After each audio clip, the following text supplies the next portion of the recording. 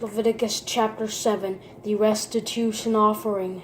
Now this is the law of the restitution offering. It is especially holy. The restitution offering must be slaughtered at the place where the burnt offering is slaughtered, and the priest is to sprinkle its blood on all sides of the altar. The offerer must present all the fat from it, the fat tail, the fat surrounding the entrails, and the 2 kidneys with the fat on them at the loins. He will also remove the fatty lobe of the liver with the kidneys. The priest will burn them on the altar as a fire offering to the Lord. It is a restitution offering. Any male among the priests may eat it. It is to be eaten in a holy place. It is especially holy. The restitution offering is like the sin offering. The law is the same for both. It belongs to the priest who makes atonement with it. As for the priest who presents someone's burnt offering, the height of the burnt offering he has presented belongs to him. It is the priest's. Any grain offering that is baked in an oven or prepared in a pan or on a griddle belongs to the priest who presents it. It is his. But any grain offering, whether dry or mixed with oil, belongs equally to all of Aaron's sons. The fellowship sacrifice.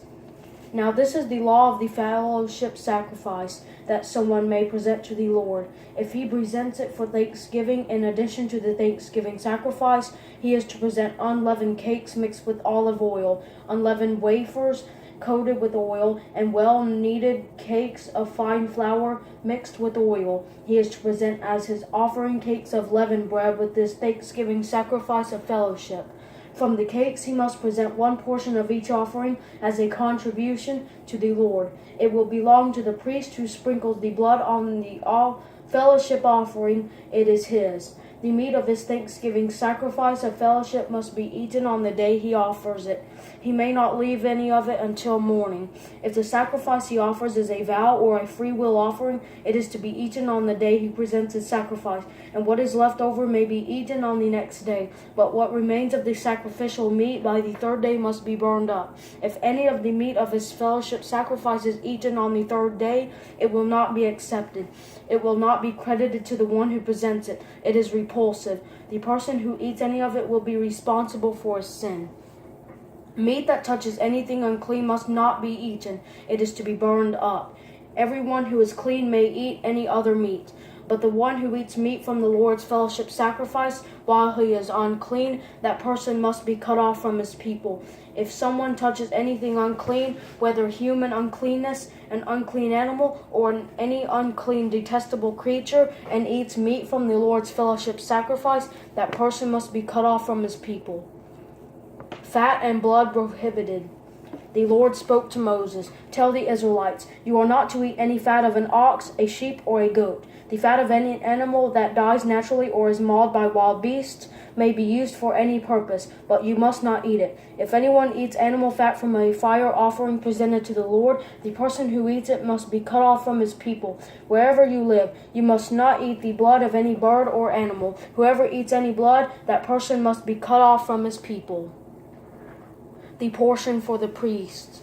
The Lord spoke to Moses, "Tell the Israelites, the one who presents a fellowship sacrifice to the Lord must bring an offering to the Lord from his sacrifice. His own hands will bring the fire offerings to the Lord. He will bring the fat together with the breast. The breast is to be waved as a presentation offering before the Lord. The priest is to burn the fat on the altar, but the breast belongs to Aaron and his sons. You are to give the right thigh to the priest as a contribution from your fellowship sacrifices. The son of Aaron who presents the blood of the fellowship offering and the fat will have the right thigh as a portion. I have taken from the Israelites the breast of the presentation offering and the thigh of the contribution from their fellowship sacrifices, and have assigned them to Aaron the priest and his sons as a permanent portion from the Israelites. This is the portion from the fire offerings to the Lord for Aaron and his sons, since the day they were presented to serve the Lord as priests. The Lord commanded this to be given to them by the Israelites on the day he anointed them. It is a permanent portion throughout their generations. This is the law for the burnt offering, the grain offering, the sin offering, the restitution offering, the ordination offering, and the fellowship sacrifice, which the Lord commanded Moses on Mount Sinai on the day he commanded the Israelites to present their offerings to the Lord in the wilderness of Sinai.